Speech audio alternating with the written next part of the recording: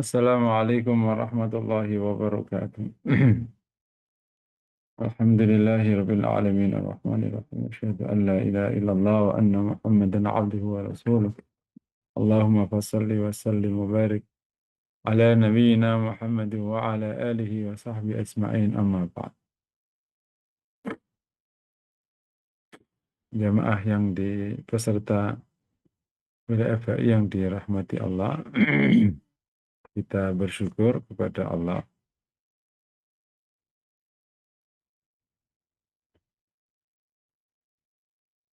Kembali kita bisa hadir bergabung dalam program FHI. Kita akan belajar ilmu tafsir ya.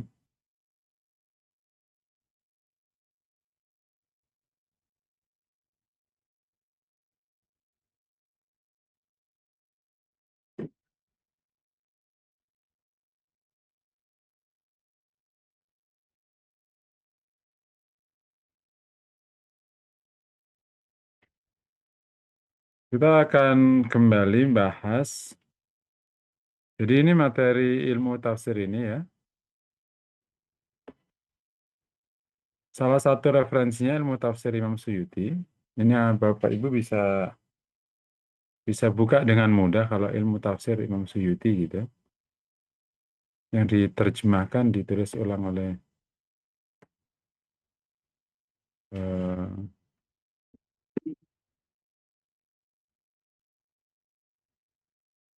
Abdullah Karim. Sekarang kita masuk ke lebih detail apa sih ilmu tafsir itu ya.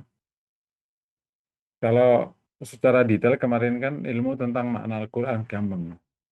Jadi ilmu tafsir itu ilmu yang bahas hal ikhwal tentang Al-Quran, baik dari aspek turunnya, periwayatannya, tata cara membacanya, lafal-lafalnya, dan makna-maknanya terkait dengan lafal atau terkait dengan hukum dan lainnya.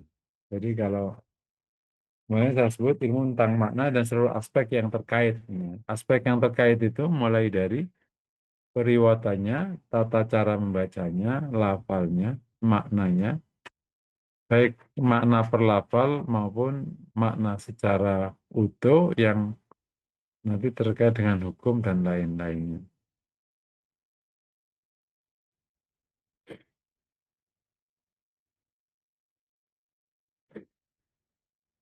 Nah, ilmu ini itu ilmu lama yang pertama kali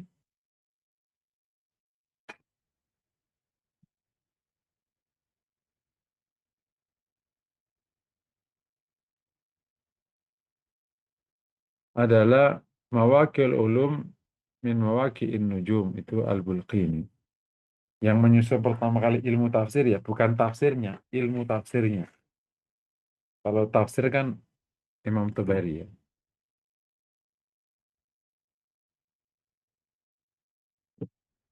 Kemudian diteruskan oleh buku baru namanya At-Tahbir fi Ilmi Tafsir.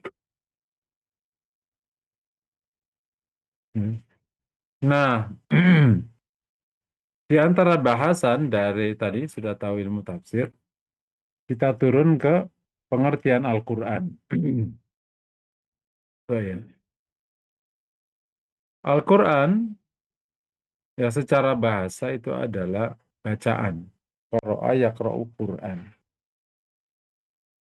Secara istilah Quran adalah kalamullah al-munazzal ila Rasulillah sallallahu alaihi wasallam, mukjizat li mu'jizatan, yakni terjemahnya firman Allah yang ditujukan kepada Rasulullah Muhammad SAW berfungsi sebagai mukjizat. Nah, ketika pengertian ini dijelaskan, maka yang diturunkan kepada selain Rasulullah tidak disebut dengan Al-Quran. Kayak turun kepada Nabi Musa, Nabi Isa. Nah, kemudian yang karena berfungsi sebagai mukjizat, maka tidak termasuk hadis qudsi. Karena hadis qudsi tidak berfungsi sebagai mukjizat. Nah, sebagian ulama mengatakan definisinya itu kalamullah al-munazzal ila Rasulillah, firman Allah yang diturunkan kepada Rasulullah, alladzi yuta'abbadu bitilawatihi, di mana kalam Allah itu bisa menjadi ibadah hanya karena membacanya. Nah, itu akhirnya mengeluarkan hadits qudsi. Hadits qudsi itu kalam Allah, tapi membacanya tidak bagian dari ibadah, tapi memahaminya, menjalankannya baru. Kan khusus Al-Quran yang membacanya aja, meskipun nggak paham dan lain-lain, itu termasuk menjadi ibadah. Makanya digunakan dalam dalam eh, bakasan bahkan apa amal-amal ibadah.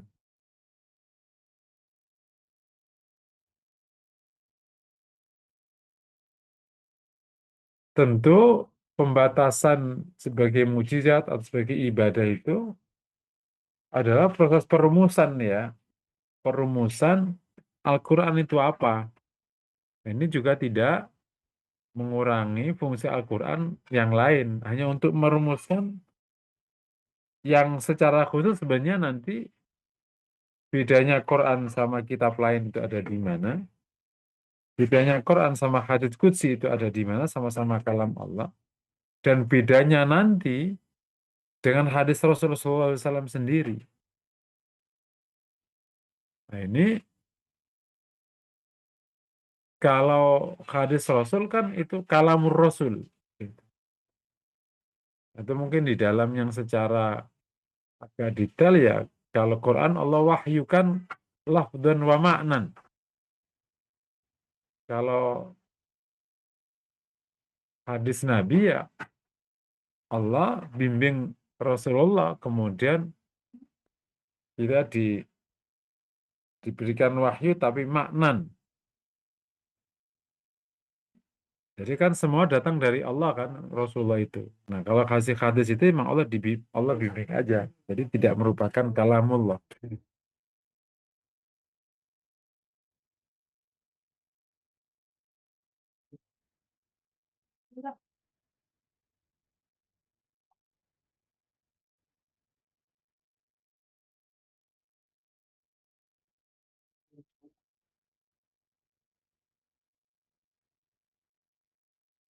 Ya, jadi Quran itu memang tadi kalamullah al-munazzal ila Rasulillah mu'jizatan au alladhi yuta'abbadu bi tilawati. Jadi yang menggunakan batasan yuta'abbadu bi tilawati itu memang jauh lebih lebih enak karena yang lain kalamullah yang tidak menjadi ibadah karena membacanya itu akan mengeluarkan hadits qudsi. Dan kata kalamullah berarti akan mengeluarkan hadis Rasulullah SAW sendiri yang merupakan bukan kalamullah. Iya, ini Al-Quran. Kalau definisi surat sekarang turun. Nah, kalau surat itu kelompok yang merupakan bagian dari Al-Quran yang diberi nama, yakni kelompok kelompok ayat yang merupakan bagian dari Al-Quran yang diberi nama tertentu secara tauqifi oleh Nabi Muhammad SAW.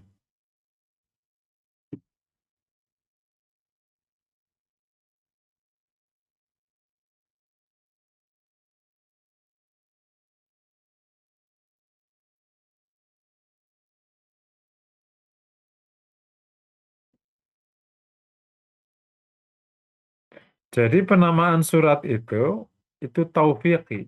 Yakni memang Allah yang me- apa namanya menetapkan melalui lisan Rasul SAW. Maksudnya dengan tauqif.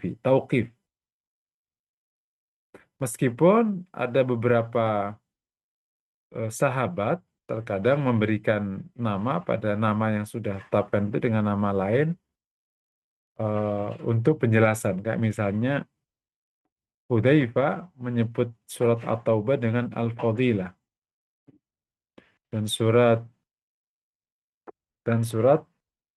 Al-Adzab itu surat At-Taubah.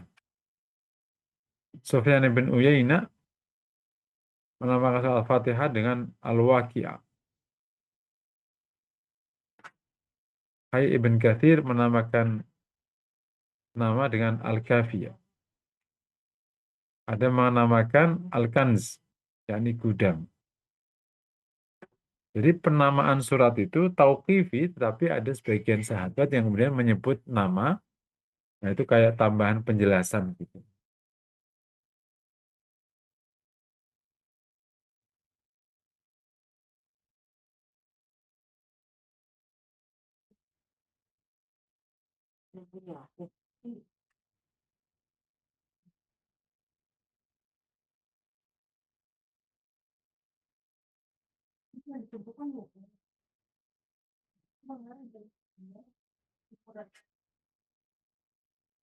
Nah, sedangkan ayat itu apa ayat? Kalau tadi Quran begitu, kalau surat itu, kalau ayat adalah kelompok kata-kata dalam Al-Quran yang dibisikkan oleh satu pemisah, namanya fasal, yakni akhir ayat ya. Satu pemisah namanya fasal ya, yakni akhir ayat. Nah, pemisah ini bisa disebutkan fasal atau namanya al-fasilah. Yang sekarang ya sudah apa namanya sudah dikasih nomor itu akhirnya.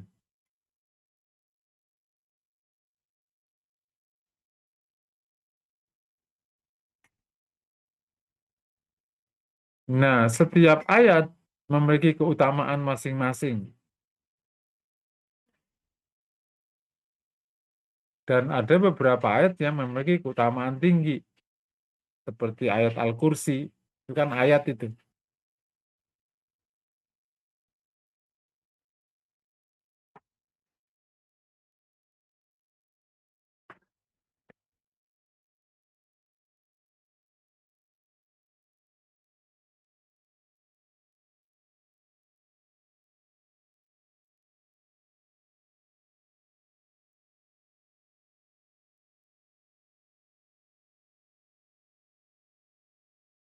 Selain juga ada ayat-ayat utama, juga ada syarat-syarat, ada surat-surat utama. Ya, misalnya kalau surat utama misalnya disebutkan oleh Imam Bukhari, apa Marwah al-Bukhari ya. Anna Rasulullah sallallahu alaihi wasallam maqal, "A'damu suratin fil Qur'ani al-Fatihah." Surat yang paling utama di Quran itu adalah Al-Fatihah. Wa marwahu al-Bukhari aida, apa marwah Muslim, anna Rasulullah sallallahu alaihi wasallam maqal, "A'damu ayatin fil Qur'ani ayatul kursi." Ayat yang paling utama di Quran itu ayat kursi. Jadi memang ada surat yang utama atau paling utama, ada ayat yang paling utama.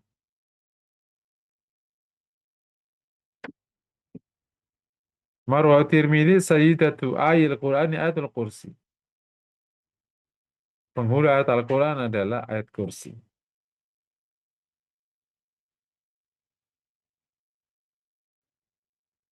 Tentu keutamaan ini tidak dimaksudkan yang tidak utama menjadi tidak penting. Bukan ya, cuman ya ini eh, faktanya memang Rasul mengatakan begitu. Bukan berarti yang tidak utama berarti tidak utama. Tidak disebutkan keutamanya menjadi tidak utama. Enggak. Ya ini hanya penekanan ini yang paling utama.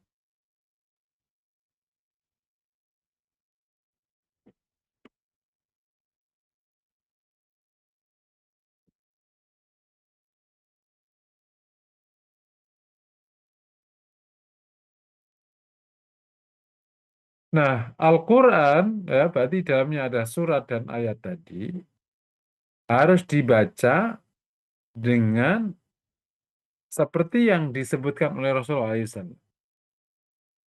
Tidak dibaca menggunakan cara lain. Jadi membaca Quran itu ya membaca Qurannya itu. Kalau orang baca terjemahnya berarti tidak disebut dengan baca Al-Quran. Jadi yang menjadi ibadah itu yang kalamullahnya itu ya, yang kalau bahasa gampangnya yang bahasa Arabnya itu.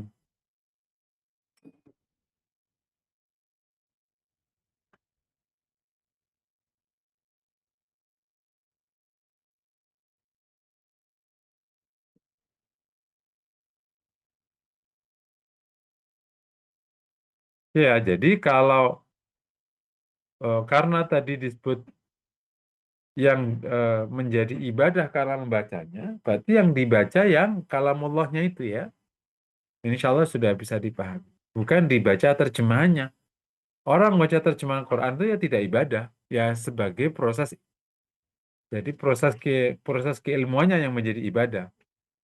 Tapi kan kalau Al-Qur'annya kan bacanya aja itu telah menjadi ibadah dan satu huruf adalah satu kebaikan, bukan satu ayat. Apalagi bukan satu kata ya.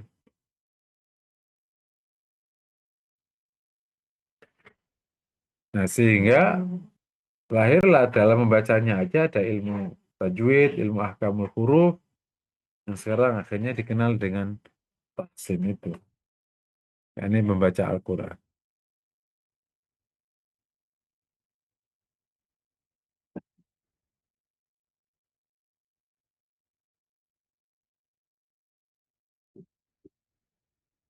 Jadi yang firman Allah itu kan nanti ada periwayatannya. Itu yang kemudian eh, yang sampai ke kita sekarang kan yang riwayat Hafiz ya.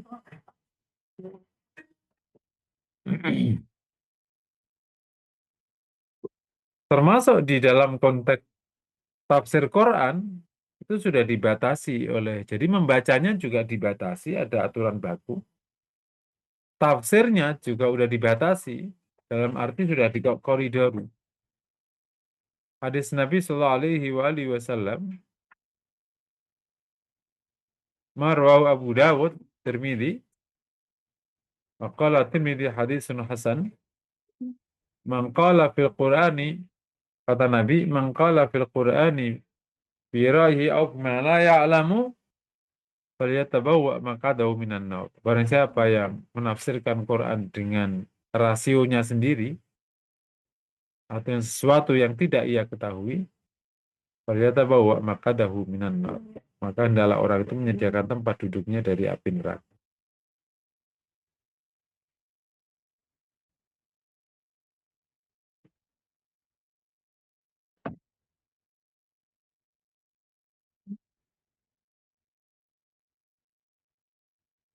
Jadi yang dibatasi itu tafsirnya ya. Kayak bacaannya, dan tafsir itu kan berarti makna yang Allah kehendaki tentang ayat itu. Itulah makna dikehendaki Allah itu apa? Makanya itu harus merujuk ke riwayat. Makanya tidak berlepas dari nas dan dari Nabi Shallallahu Alaihi Wasallam dan para sahabat menyaksikan turunnya Al-Quran sehingga maknanya itu seperti yang Allah kehendaki. Nah, kita tahunya kan berarti dari Rasulullah, kemudian dari para sahabat.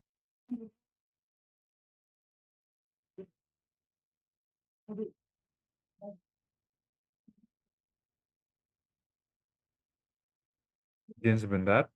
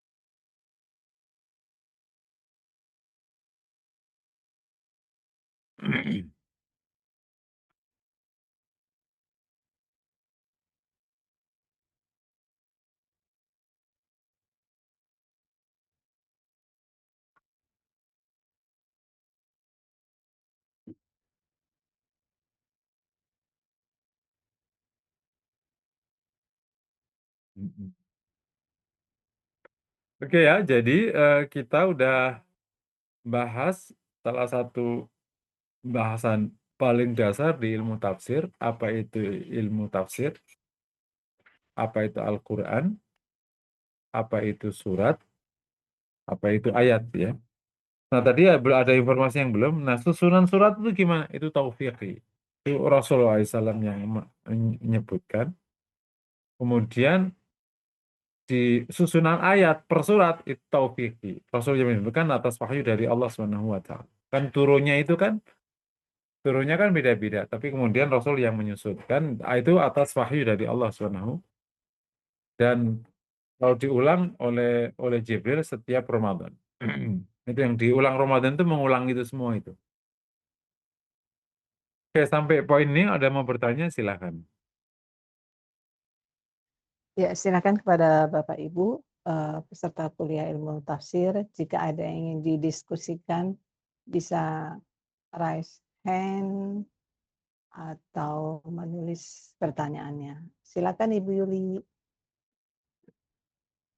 Assalamualaikum warahmatullahi wabarakatuh. Ustaz, Dalam tadi yang pertama menyusun ilmu tafsir siapa tadi Ustaz? Cepat sekali, nggak dengar saya.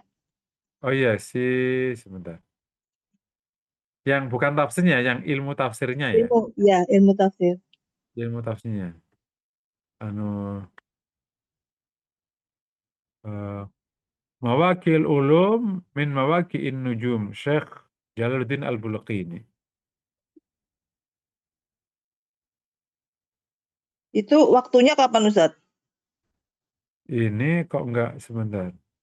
Ini mestinya masih di awal abad keduaan pasti ini. Jadi yang menyusun secara baik ya ilmu tafsir ini. Ini kok oke nanti saya cek ya ini tahun berapa. Jalaluddin Nah, Al-Bulaqini. ya Ustaz. Lalu gini Ustaz, tadi kan kalau yang menafsirkan Al-Quran itu tempatnya kalau nafsirkan sembarangan gitu kira-kira kan tempatnya di neraka. Sama seperti hadis juga ya Ustaz ya? Kan gitu juga Ustaz ya? Menyampaikan Ya hadis kalau palsu. yang hadis Nabi itu yang ngomong sembarangan tentang Rasulullah. Man kadzaba alayya muta'ammidan yang dusta atasku secara sengaja. Bawa gitu. Kalau kalau di tafsir itu man qala fil Quran. Karena kan Qurannya udah ditulis sejak zaman Nabi kan. Nah, kalau yang Nabi itu man kadzaba alayya, yang dusta atasku. Bedanya apa Ustaz? Dusta atasku Kalau itu apa? kalau dusta atasku kan tiba-tiba ngomong bahwa Nabi berkata seperti ini ya, itu namanya kan dusta atas Nabi. Kalau nggak jelas bahwa hadis itu sahih. Ya, Kalau termasuk di dalamnya dusta atas Nabi ya kalau menjelaskan apa-apa yang disandarkan ke Nabi, tapi Nabi nggak terbukti menyatakan itu namanya dusta atas Nabi. kalau yang ini Ustaz gimana Ustaz? Kalau yang ini Kalau yang ini kan mentafsiri Qur'annya, bahwa makna Qur'annya itu begini. Gitu.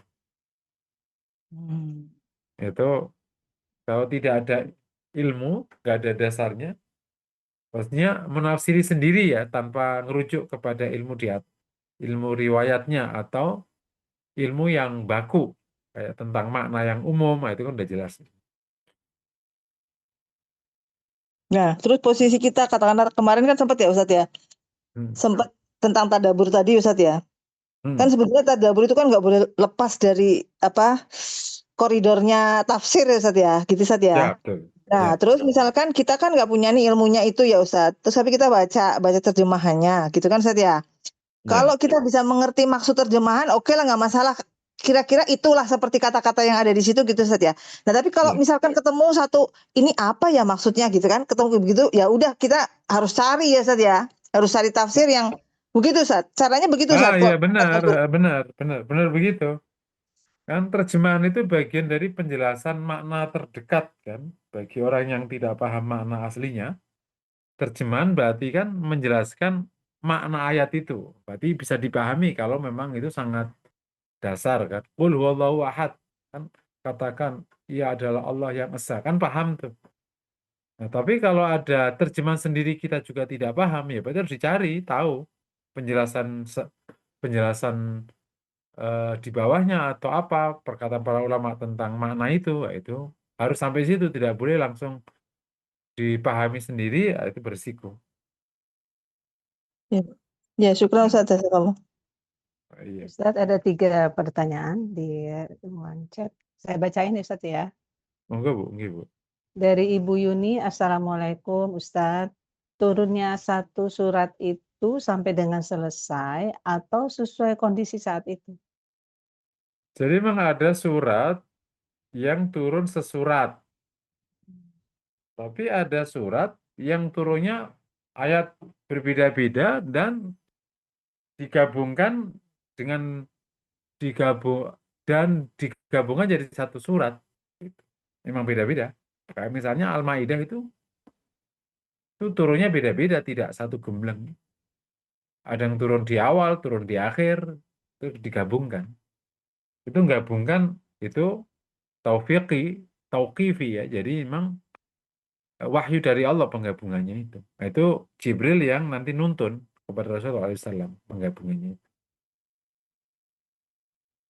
Jadi saya ulangi jawabannya. Jadi ada yang turun satu surat gembleng, ada turun yang ayat-ayat kemudian digabungkan di satu surat. Allahu a'lam.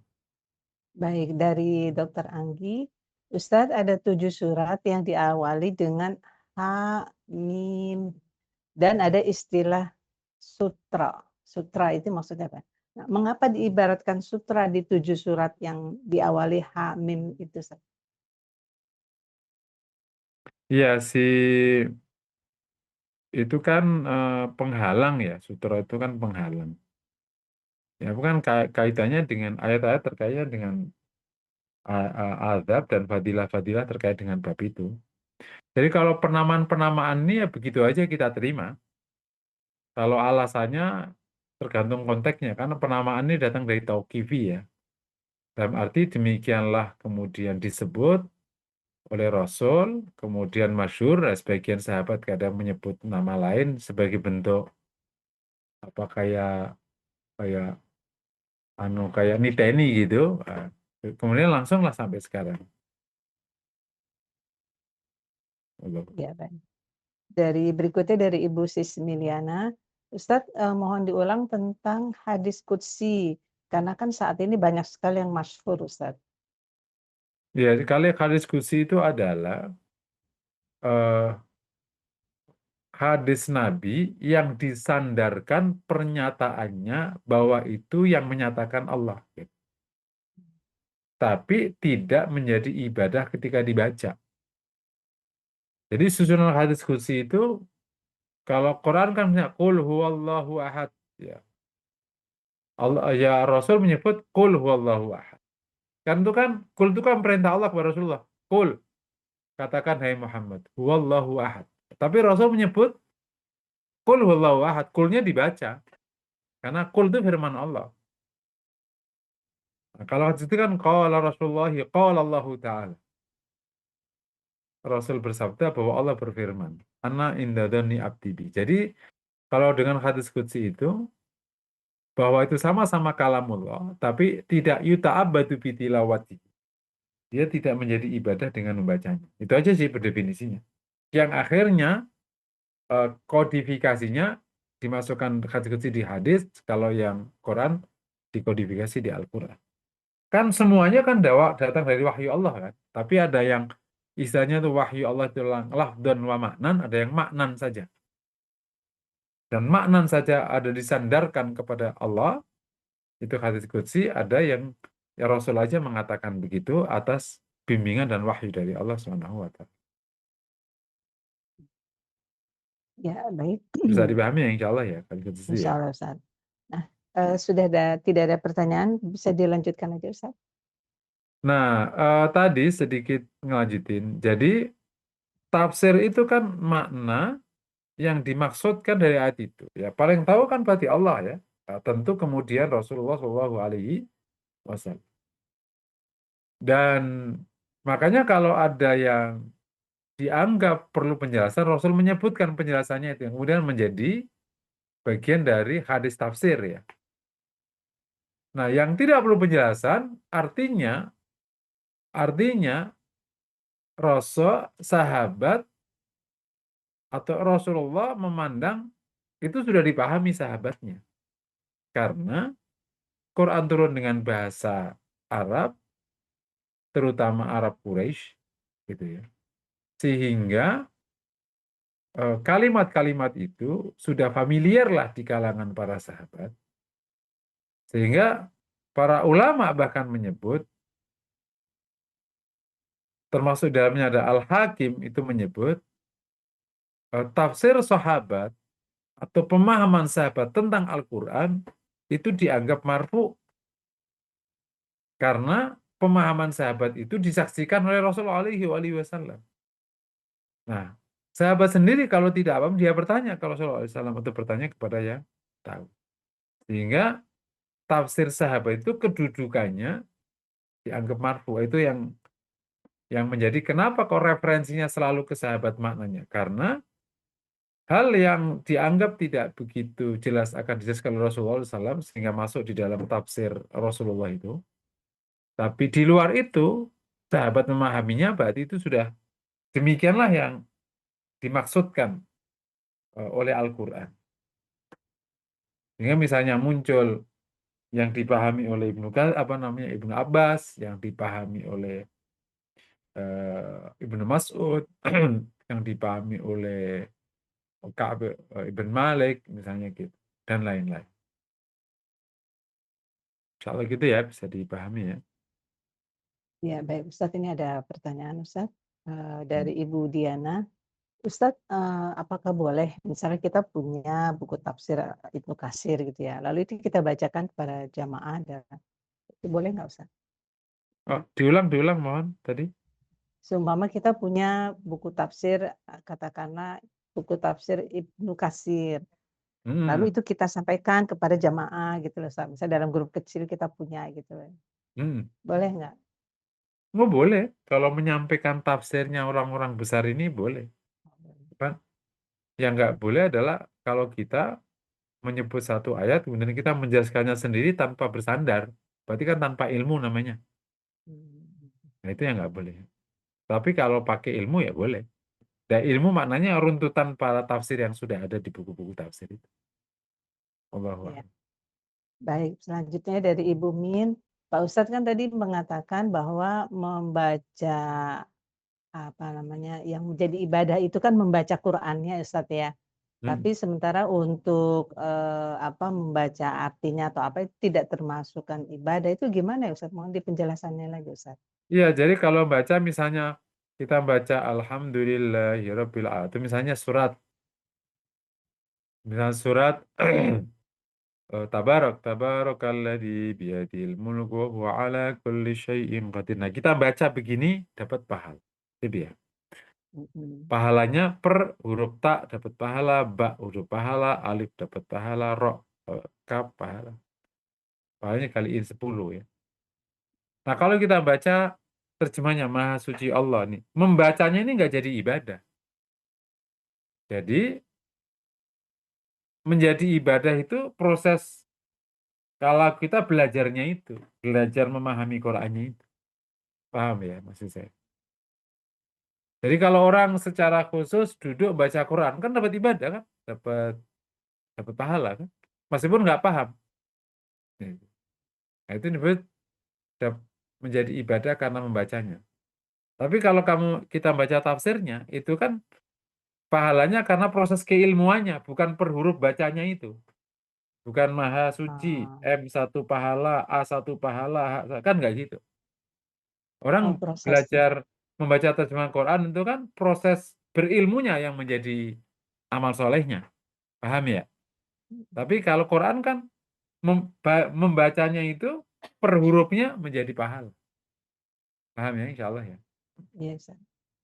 Jadi konteksnya kepada prosesnya itu, bukan huruf abjadnya itu ya, Ustaz ya. Ya, baik, paham Ustaz. Ini ada yang raise hand. Iya. Iya, maaf, dengan Ibu Murni silakan. Iya, makasih Bu Wati. Assalamualaikum warahmatullahi wabarakatuh, Ustadz. Waalaikumsalam.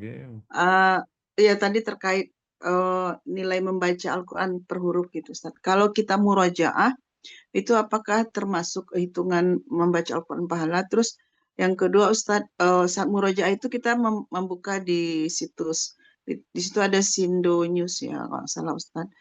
Di situ kita karena murojaah sekalian membaca tafsir. Boleh nggak kita mentadaburinya sendiri, Ustadz?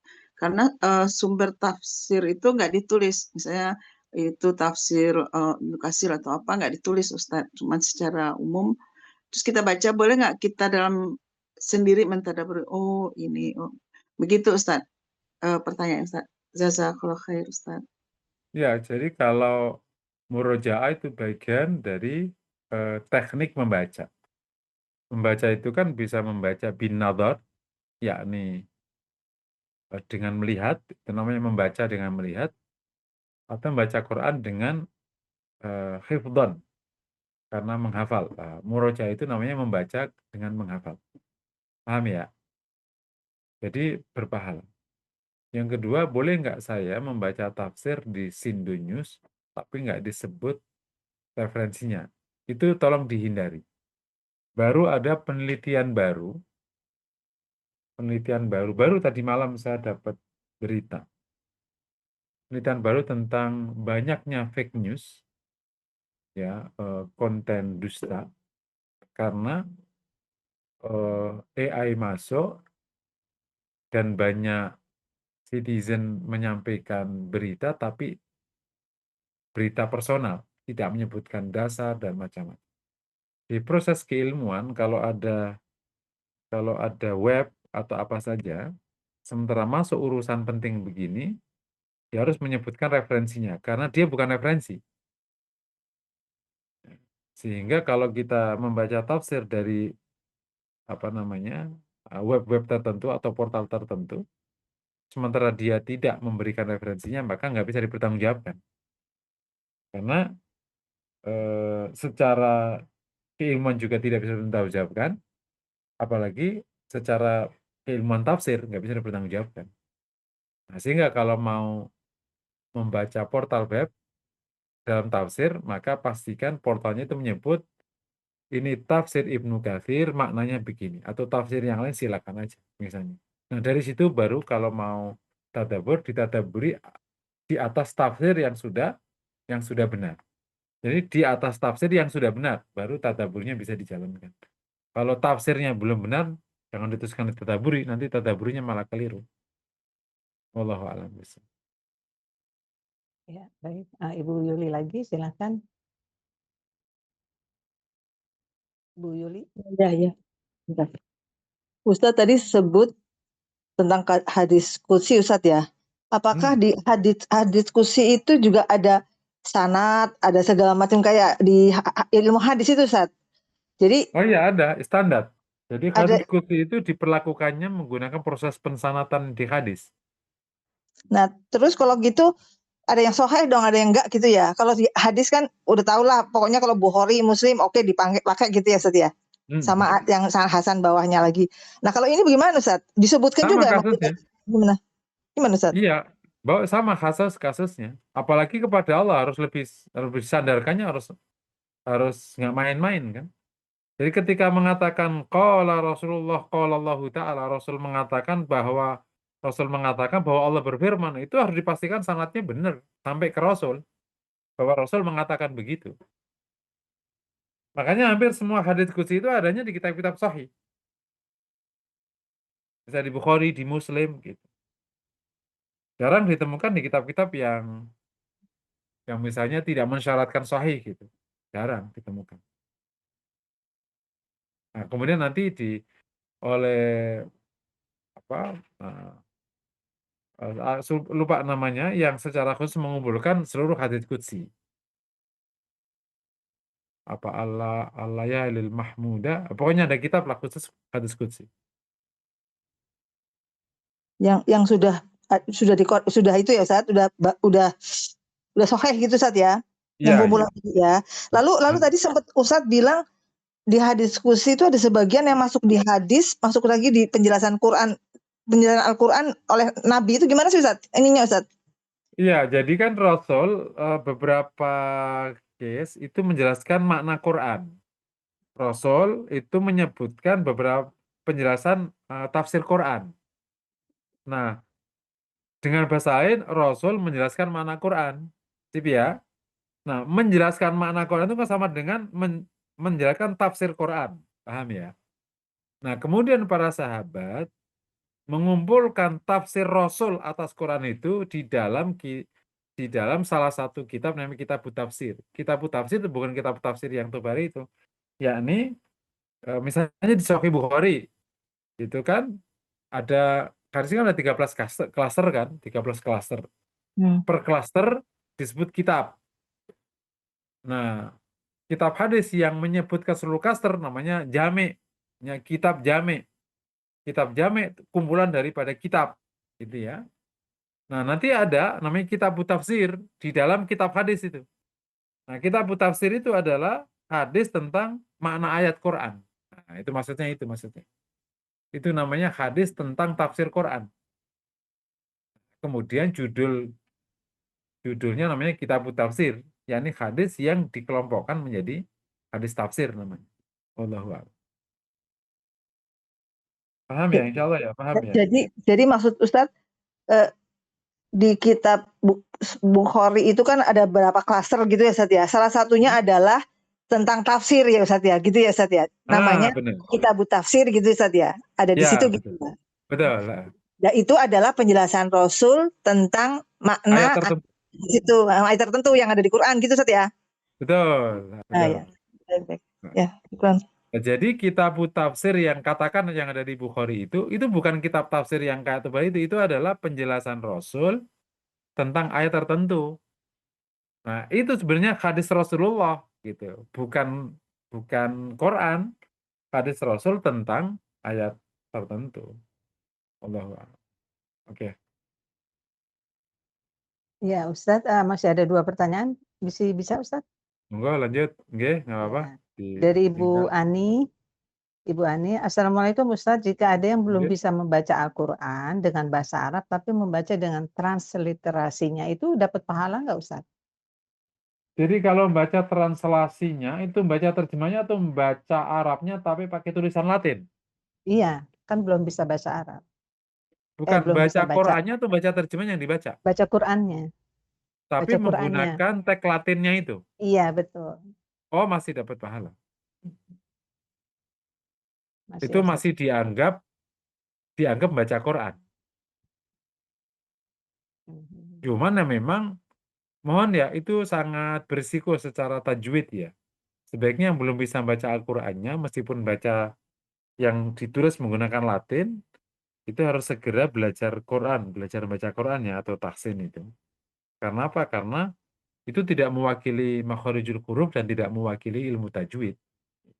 Meskipun sudah diupayakan oleh penulisnya demikian DZ, DL kayak gitu-gitu ya sebagai bentuk dot atau lo atau to atau zal itu kan DZ, DL, DH. Nah, itu kan agak susah itu. Jadi bagi yang belum bisa baca Quran, nggak apa-apa sekarang baca yang menggunakan teks Latinnya itu, tapi segeralah gabung ke klub-klub tahsin supaya insya Allah cepet kok, nggak nyampe setahun bisa kok. Nggak nyampe setahun, insya Allah udah lancar insya Allah. Ya, baik Ustaz. Ini ada pernyataan terakhir dari Ibu Min. Pak Ustadz, masih ada. Pak Ustadz, jika memahami arti Al-Quran dengan memahami per hurufnya, dengan ilmu nahwu ya Ustadz ya, lalu pas untuk artinya dengan melihat kamus, didampingin Ustadz kayak gitu boleh nggak? Ya itu proses ya, teknik ya. Itu teknik belajar. Itu boleh. Selama kalau ada ada pendampingnya, insya Allah aman. Kenapa kok para ulama itu mengkhawatirkan proses sendiri? Itu khawatir tiba-tiba dipahami sendiri tanpa ada pemandu. Ini proses keilmuan sebenarnya. Dari makna lafal, kemudian makna total, tapi ada pendampingnya. Ya boleh insya Allah. Semoga ustadznya kredibel juga. Lah ustadznya nggak kredibel ya sama aja juga. Paham ya? Lah kan Iya. ustadz kan bukan serta-merta dia memahami Quran kan. Kalau ustadznya nggak paham Quran, kan juga menjadi pendamping sia-sia. Ya dengan asumsi ustadznya udah paham tafsir sehingga proses keilmuan yang dari perkata tadi dia memahami per ayat, nah ini ustadznya juga bisa apa namanya membantu memahami tafsir Quran dengan baik. Allahu a'lam. Ya. Selanjutnya dari Pak Husairi, Ustadz, jika muazin itu ada banyak salah dalam makhraj hurufnya, itu gimana Ustadz? Khusus di luar kalimatul Quran, kan sebenarnya seluruh tatanan berbahasa Arab, baik Quran maupun hadis, termasuk membaca kitab, termasuk ngomong, ya, itu kan seluruh menggunakan ilmu tajwid dan ilmu makharijul huruf. Cuman jadi tidak boleh ngomong bahkan ngomong biasa ini, tidak boleh si dibaca sya, tak dibaca sin, nggak boleh. Kenapa? Orang nggak paham. Mirip bahasa Inggris, emang kita boleh pronunciasinya salah kan? Nggak boleh juga, karena orang jadi nggak paham. Khusus Al-Quran, karena itu kalamullah, maka pelafalannya diatur bagus sejak zaman Rasulullah. Karena Rasul mengajarkannya sebaku itu. Ini kan ditalaki langsung dari Rasul, kemudian turun-temurun kan. Cara bacanya, panjang pendeknya, guna idharnya, itu kan menjadi. Nah, di luar kalamullah ini, kalau tidak memenuhi proses makharijul huruf dan ilmu tajwid, selama apa sih? Selama tidak merubah makna, maka insya Allah nggak apa-apa. Tapi kalau merubah makna, ya menjadi apa-apa. Kayak azan. Misalnya, Allahu Akbar, ya ada orang yang ngomong kaf itu, ca, itu banyak orang Turki, nah, itu nggak boleh itu. Tapi kalau Allahu Akbar, itu boleh. Tapi Allahu Akbar nggak boleh. Karena kalau Akbar itu mempertanyakan, apakah Allah Maha Besar? Nah itu nggak boleh. Tapi kalau Akbar malah boleh. Nah kalau yang hayya ala sholah yang panjang itu boleh karena nggak ngerubah makna. Ya, Allahu a'lam. Paham ya? Khusus adzan itu memang gitu anunya, fikihnya. Atau adzan dari dulu memang melengking-melengking gitu orang-orang, sehingga ya memang tidak sesuai dengan panjang pendek di hukum tajwid. Tapi itu para ulama sejak awal itu menyilahkan selama tidak ngerubah makna. Wallahu a'lam. Ya, baik. Ibu Yuli masih mau bertanya lagi? Ya sedikit buat ya. Ustadz kan kalau lagi puasa Ramadan gitu kan ada hataman Ustadz ya. Hataman gitu, hataman yang baca ustadznya. Jadi bacaannya terus kita nyimak Ustadz. Nyimaknya tuh bisa nyimak lihat Qur'annya sendiri, hurufnya kan kita lihat gitu. Bisa juga denger gitu Ustadz, tidak melihat mushaf. Jadi itu dapat pahala nggak Ustadz yang nyimak seperti itu Ustadz? Oh dapat namanya mendengarkan Quran. Dengarkan Quran itu dapat pahala. Dapat, Pak. Quran itu unik. Itu dianggap bagian dari, karena Rasul kan pernah mendengarkan Quran kan Ibnu Mas'ud, itu berpahala. Jadi kan dimaksudkan kan, tidak quri'a alaikumul Qur'an fastami, dibacakan padamu Al-Quran maka fastami'u. Bahkan hukumnya bisa wajib itu, Bu. Jadi agak unik ini Quran. Baca Qurannya sunnah, gitu kan? Tapi kalau Quran dibaca di depan wajib didengerin. Gitu. Nah, ini para ulama memang mengatakan itu wajib atau sunnah muakkadah ya itu bab lainnya. Tapi intinya mendengarkan itu berpahala karena melaksanakan perintah Allah Taala mendengarkan bacaan Quran. Allahu a'lam. Iya. Jadi Kalau misalnya Misalnya apa ya, dengerin tapi sambil-sambil gitu kan berarti waktu kita ngomong katakanlah disambil apa itu kan nggak boleh ya Ustaz ya, harus benar-benar Ah, dengerin itu ya Ustaz. Gimana Ustaz? itu namanya su'ul adab kepada Allah itu. Oh ya. Tidak beradab kepada Allah itu kalau sambil-sambil. Ya ya. Baik, syukuran Nah, itu jazakallah. makanya dulu kalau kita bicara fikih ya, ayat idza quri'a alaikumul Qur'an fastami'u lahu itu kan ayatnya perintah kan. Perintah kan secara umum hukumnya wajib. Apa ini wajib atau tidak sampai ke wajib nih? Sebagian mengatakan ya wajib perintah, sebagian ya enggak lah. Itu kan masuk di 5 pokok yang ditanyakan oleh Badui itu. Dengan masuknya kategori sunnah muakkadah. Kan perintah ada 2 kan, perintah tekan dan perintah tidak tekan. Nah, bagi yang mengatakan wajib, maka kalau ada Quran dibaca sambil ngobrol pasti dimarahin. Nah, itu beberapa ulama di Madinah begitu. Termasuk dengerin Quran sambil dagang, itu dimarahin. Itu bagi mengatakan dengar Quran itu wajib. Ada Quran tilawah tapi sambil dagang, itu dimarahin. Tapi mengatakan sunnah muakkadah, ya nggak apa-apa. Sambil dagang, sambil dengerin, sambil masak, sambil dengerin. Gitu. Paham ya? Karena memang itu perintah. Tapi apakah perintahnya sampai level wajib apa enggak? Itu akhirnya para ulama punya 2 pendapat. Allahu a'lam. Ya, kalau sambil tidur kita pas murotal itu juga nggak boleh Ustaz ya. Sambil apa? Sambil nyetir. Mau tidur pengantarnya itu murotal. Ya itu makanya tergantung posisi penetapan hukumnya. Kalau posisi penetapan hukumnya itu dianggap wajib, yaitu nggak boleh itu. Ada. Tapi posisi penetapan sunnah muakkadah, ya udah berjalan. Tapi kelihatannya berjalan di masyarakat muslim itu lebih ke arah sunnah muakkadah, tapi menjaga adab aja. Misalnya kalau sambil nyetir masih dianggap beradab lah. Tapi kalau sambil ngobrol, wah itu para ulama biasanya marah-marah. Udah tahu ngobrol, ngapain di setel Quran? Gitu. Atau daripada dangdutan, gitu akhirnya. Tetap aja nggak boleh.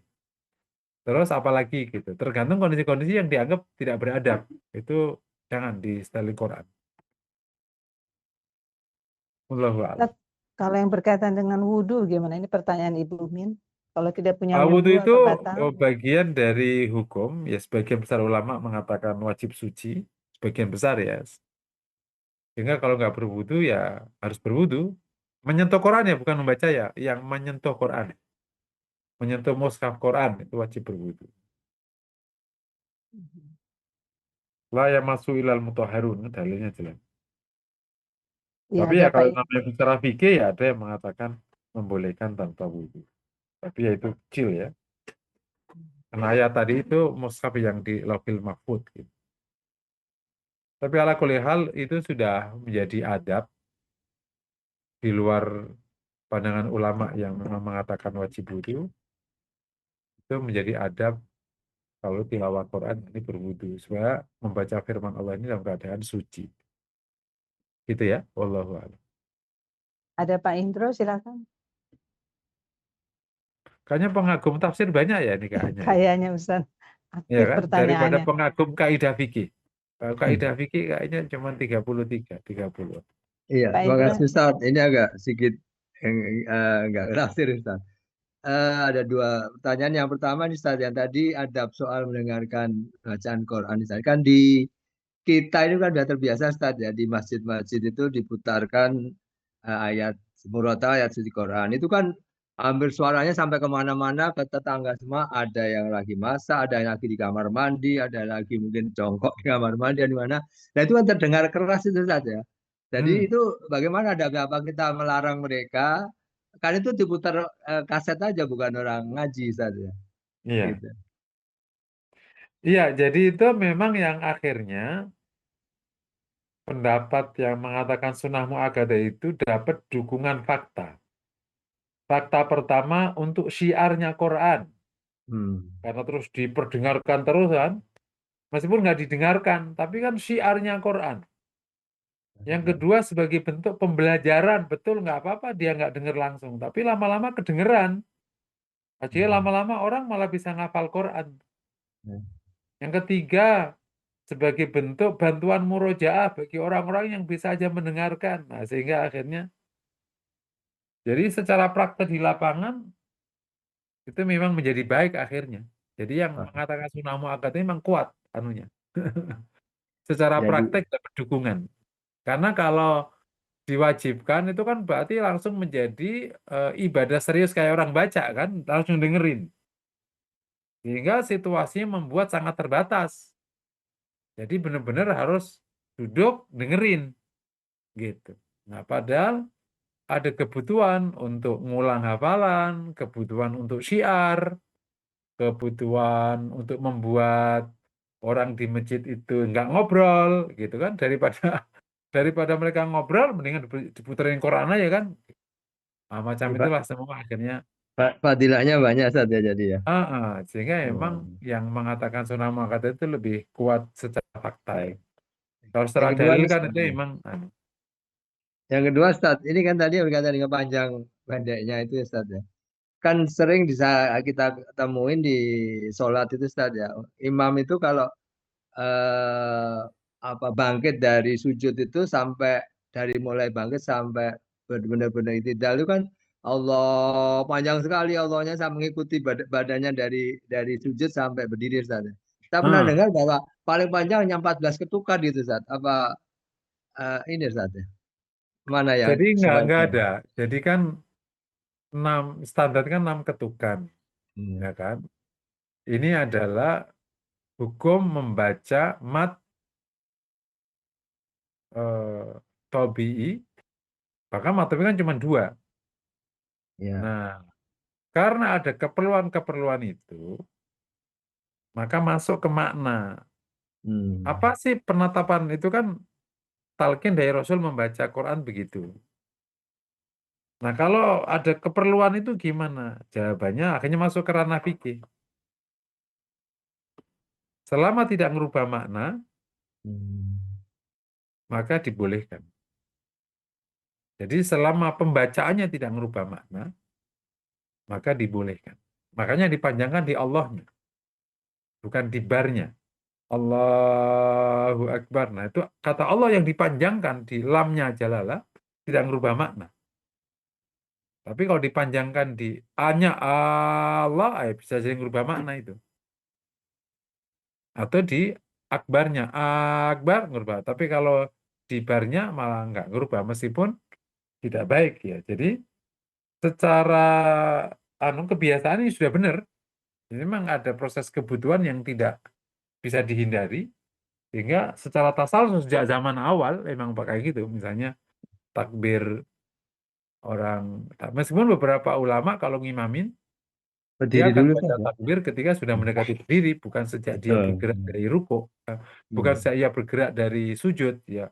Ia bergerak dulu, duduk di antara duduk istirahat sebentar itu, kemudian bangkit, begitu sudah Allahu Akbar, dia mau berdiri baru Allahu Akbar, supaya Betul. nggak terlalu panjang.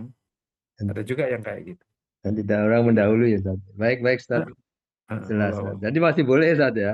Soalnya Masih ya? kita kadang ada ragu-ragu gitu. Jadi fikihnya itu Ya. sama dengan fikih adzan itu. Oke, baik Ustaz. Ya, sekarang saja saya lain. Ustadz, ini masih ada pertanyaan Ustadz, bisa disingkat saja jawabannya Ustadz. Jadi ini ada dari Ibu Ani, ada teman yang mengajak tilawah khatam pekanan. Tetapi salah satunya itu di antara anggota itu ada yang badannya cukup besar sehingga tidak tahan duduk lama gitu, Dok. Apakah boleh dengan posisi yang lain misalnya agak sedikit berbaring atau bagaimana lah gitu, Ustaz? Ya, itu kan sebenarnya kan bab adab ya, adab tilawatil Quran, adab membaca Al-Quran. Nah, kalau adab itu turun ke hukum menjadi sunnah, kan gitu ya. Adab itu kalau turun ke hukum, rata-rata menjadi sunnah. Kecuali adab-adab tertentu yang memang hukumnya menjadi wajib. Sehingga masuklah kasus, kalau orang tidak mampu menjalankan adab itu, ya kategori hukumnya berarti tidak mampu, sebagaimana hukum yang lain nggak mampu sholat, nggak mampu berdiri, nggak mampu puasa. Jadi kalau mampunya berbaring ya nggak apa-apa boleh, atau mampunya nyender boleh.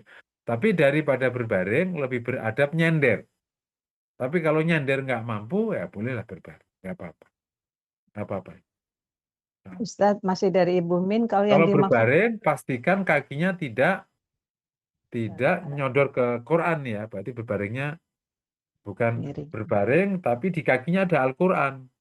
Kayak gitu berbaringnya itu yang nyimpang. Jadi yang tidak ngakiin Quran gitu ya. Wallahu a'lam. Iya, betul. Masih dari Ibu Min, yang dimaksud mushaf itu apa Ustadz? Apakah yang bahasa Arabnya murni atau yang ada terjemahan? Jadi yang mushaf itu yang murninya itu. Oh ya, Kalau yang ada terjemahnya namanya mushaf dan terjemahannya. Nah, makanya nanti akhir secara fikih itu unik. Kalau terjemahnya dianggap lebih dominan atas Qurannya, maka boleh tidak berwudu. Tapi kalau terjemahnya lebih kecil daripada mushafnya sendiri, maka wajib berwudu. Sampai begitu fikihnya itu. ya, yang terakhir dari Dr. Anggi, Ustadz menggunakan murotal 24 jam di rumah gitu ya, tapi niatnya untuk mengusir jin itu bagaimana Ustadz? Sebenarnya sih urusan jin baiknya dibaca sendiri. Tapi kalau misalnya karena nggak mampu atau karena nggak bisa, boleh lah. Itu namanya orang sekarang kan gitu. Ya boleh, boleh aja sih. Saya dengar sih, ada satu jamaah di Cinere katanya jinnya pergi gara-gara dimorotalin berjam-jam. Mungkin jinnya, karena kan baik murotal atau langsung itu kan sebenarnya kalau murotal kan dibaca oleh orang, kan pernah dibaca oleh orang, misalnya Syekh Sudais gitu. Itu bacaan juga kan. Cuman di situ orangnya nggak baca, jadi yang dapat pahala Syekh Sudaisnya. Tapi kalian dapat pahala mendengarkannya, gitu. Tidak dapat pahala bacanya. Ya karena sama-sama bacaan Al-Quran ya semoga dapat fadilahnya. Dan secara faktual katanya jinnya juga pada pergi, gitu. Meskipun dibacain kaset ya. Allah Allah. Ya baik, alhamdulillah selesai sudah pertemuan kedua ini. Barakallahu fikum buat semuanya yang sudah bertanya. Jazakallah khair Ustadz atas ilmunya. Semoga menjadi ilmu yang bermanfaat hingga ke akhirat nanti. Amin ya rabbal alamin. Mari Bapak Ibu sama-sama kita tutup perkuliahan ini dengan membaca doa kafaratul majlis. Subhanakallahumma wa bihamdika asyhadu alla ilaha illa anta astaghfiruka wa atubu ilaik. Wassalamualaikum warahmatullahi wabarakatuh.